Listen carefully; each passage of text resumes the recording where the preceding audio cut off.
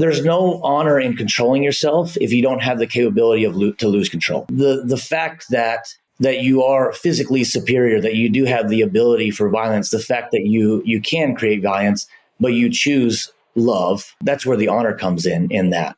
That you don't just use what's easy, because sometimes it would be easier just to be physical. It would be easier just to control a situation with your strength, but choosing not to is what is good. If you didn't have the ability, if you were just weak, then you're not being good. You're just weak.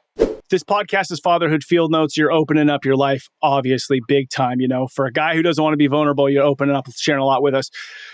The mantra behind it is rebel and create, you know. So as men, we are warriors. So what is something that you are rebelling against, but not just to be destructive? You want to create something in its place. Yeah. When you hear that, what comes up for you? So one of the things that I actively am rebelling against is, I don't think it's something malicious in our world, but there's this big shift of the father and the husband's responsibility is to provide financially. And that's it. You hear that all the time. You hear, well, I put a roof over your head and those kind of things. And I don't ever want to be that kind of husband. Of course, I want to provide financially for my family, but that needs to be a small piece of what I provide for my family.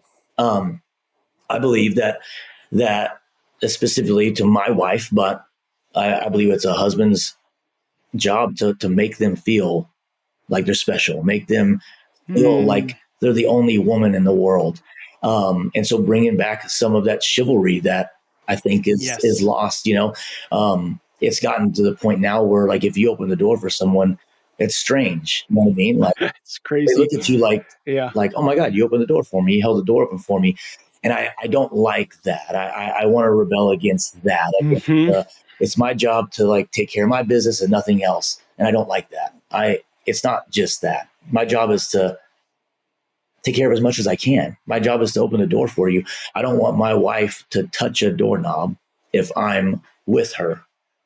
I don't want her to have to drive us around if I'm with her. I want to carry her bags as long as I'm strong and healthy and able. I want to carry her bags because it's also my job to make sure that she feels like she's the only woman that I care about, because she's the only woman that I should care about.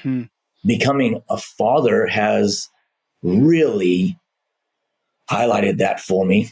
Obviously, Ray, my baby girl, is 10 months old, so she's not worried about boys, but I want to set the tone that what she expects out of a man's attention, I want it to be so high that there's no chances of her looking for something that she shouldn't, right? I want her expectations to be so high that if someone doesn't treat her well, she doesn't want anything to do with it.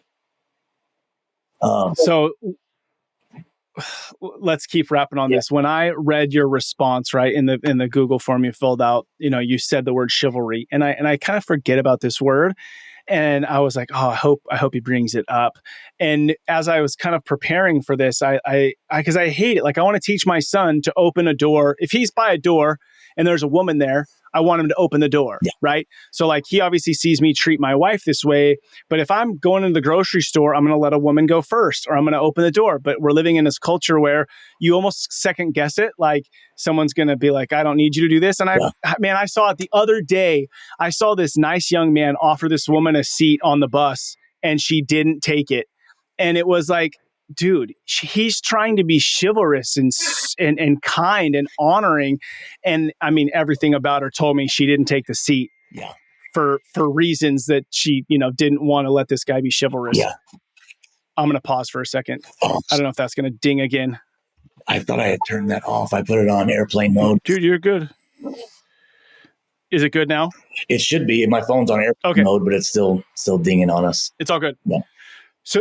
So thinking about chivalry, I looked it up, right? And I wanted to have the definition for us. But chivalry, so there's two things I want to get your thoughts on it. So chivalry was a code of conduct right? So like as a man, a code of conduct, but it was for knights in the Middle Ages that emphasized honor, bravery, loyalty, and generosity. The other thing that I thought was cool about the word chivalry is it was a code of conduct established to control the behavior of knights who were often heavily armed and prone to violence. And the reason why I'm like, yes, this is awesome, because we're not also in a healthy way acknowledging that you and I as men are freaking powerful. Like we could go tear stuff up if we needed to and wanted to, right? Like we don't honor the fact that we have a strength to be a warrior, right? We don't want to honor that. And so I think both sides are important when you think about chivalry. Like, yo, here's the thing, dude. In my home, I could, with my voice and my hands, could go destroy my family. Like literally with my words and hands, I could destroy them. And that happens, right? Or I could come in and I could build so much life and safety and love. And you said it a couple of times, like environment. So I just love this idea of chivalry. In the definition, what comes up for you? Like what continues to resonate with you? That's interesting. I did not actually know the definition of chivalry. I mean, you use it. I think of it more of opening the door, walking on the street side. For sure. Like honorable. Yeah, those kind of things. But I do love that because there's no honor in controlling yourself if you don't have the capability to lose control. Yes. Yes, that's the piece right there. I love this. So yeah, the fact that